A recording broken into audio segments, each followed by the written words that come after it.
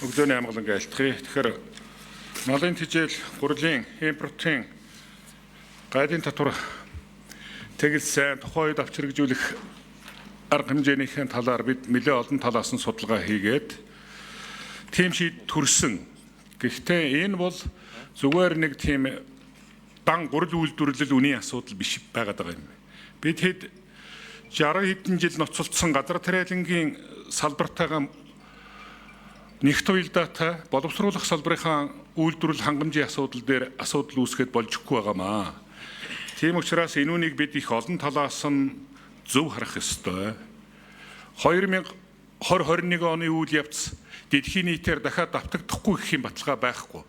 Тэр цаг үед биднээс өөрсдөө хүнсээрээ хангасан сүрэн төсвөрлөх чадвараа бий болгож чадсал байх ёстой. Тэгэхээр энэ талаасаа асуудал юмдаа илүүтэй хандах болов уу гэж би бол ингэж ойлгоод байгаа.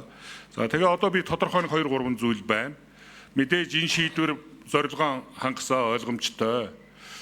2024 оны 5 сард ер нь дотоодын 1-р гурилын чинь борлуулалтын үн хэд байсан юм бэ? Өнөөдөр яг хэд байгаа юм бэ? Ямар өөрчлөлт үзүүлвэ? Баруун бүс нутагт 1-р гурилын үн ямар байсан бэ? Өнөөдөр бас хэд болчиход байгаа вэ? Ингэж нэлээд тийм том анализ хийж энүүн дээрээ тулгуурлаж бас зөв бодлого зохицуулалтын арга хэмжээнүүдийг дагуулж хийх ёстой юм болов уу гэсэн бодол надад байгаад байдгийг. Надад бол тодорхой тоо мэдээллүүд байгаад байдаг. Баруун бүс нутгаар 24,000 тонн гурил орж ирсэн. 50 хэлийн гурил 125-аас 135 мянгатай байна гэдэг юм яригддаг байсан. Өнөөдөр 85 орчим мянган төгрөгтэй байгаад байх шиг байна. Тийм учраас баруун бүс нутгийн гурилан бүтээгдэхүүний хэрэгцээ нэг 25 орчим мянган тонны асуудал байгаа мó гэсэн ийм жиссэн хүн амаараа тооцохоор нэг ийм тооцоол гараад байдаг. Тэгэхээр зэрэг энэ асуудал дээр ер нь ямар хөө бодлого цаашид барина гэж тооцоолож энэ асуудлыг оруулж ирж байна вэ гэсэн нэг ийм 2-3 зүйл дээр их тодорхой хариулт авчихмаар байна. За хариулын инквайри сайтын микрофоныг өгье. За бачаарлалшны асуултанд хариулъя. Өнгөрсөн жилийн өвөл шаварчлалтай холбоотойгоо ялангуяа баруун бүсэд гурилын үн, тэжээлийн үнийн өсөлт өндөр явагдсан. Энэ юу вэ гэвэл баруун бүсэд газар тариаланг хөгжүүлээгүй байна л гэсэн үг.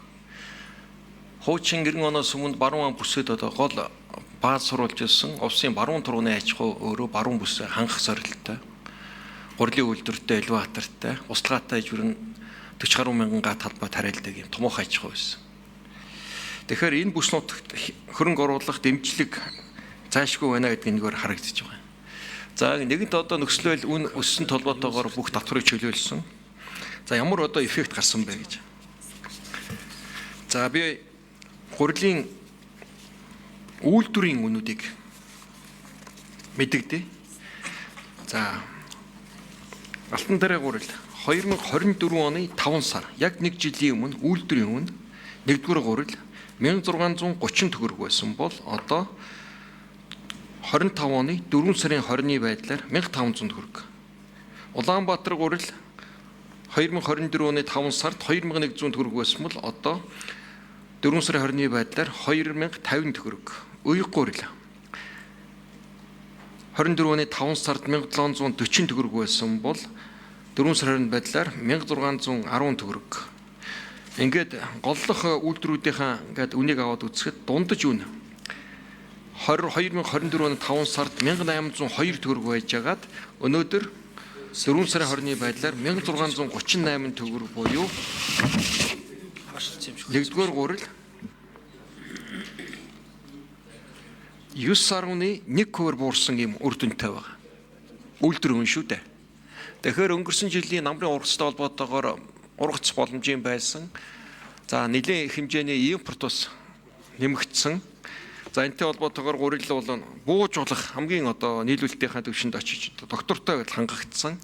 Одоо бэлэн гурил болон улаан будай нөөц бол энэ оны намрын ургац автал ямар нэгэн нийлүүлэлтэнд доголдолт үүсгүйгээр хангалттай нөөц бүрдсэн байгаа. За бүсийн хувьд өөр бүс болгон чинь ачаа тээврийн зардлууд орж байна. Нэг зүйлийг иргэд андуураад байгаа. Сая бол үйлдвэрийн үн шүү дээ. Үйлдвэрүүд маань ийм үнээр үйлдвэрлэлээ гаргаж байна. За хүнсний сүлжээ дэлгүүрүүдэд гол нэмэгдэл явж байгаа. 30-аас 40% нэмэгдэл худалдаан дээр яваад байгаа. 30-аас 40% нэмэгдлийн худалдаан дээр гурил маань өөрөө хямд үнэтэй, овор ихтэй бараа ачаа тээвэр дээр яваад байгаа. Тээвэрлэлтийн зардал байна. Энийг бас их сайн тооцох ёстой. За дотоодын 1-р гурил Улаанбаатарт 2970 төгрөгөөр одоо байгаа бол баруун бүсэд 2696 төгрөг гэсэн юм үнэтэй байна. Хангаан бүсэд 2640, зүүн бүсэд 2554, төвийн бүсэд 2483 гэсэн ийм 5 бүсээр гарсан үндэсний статистикийн хорооны одоо мэдээлэл ингэж гарсан байна. За 25 үлтэр гурилын нийлүүлэлт, гурилын үн доктортой байх юм болцоо бүрдсэн гэдгийг. За асуултын хариулт хангалттай юу? Бачаалаг шүүн. За тэгвэл дараагийн Ганбаатар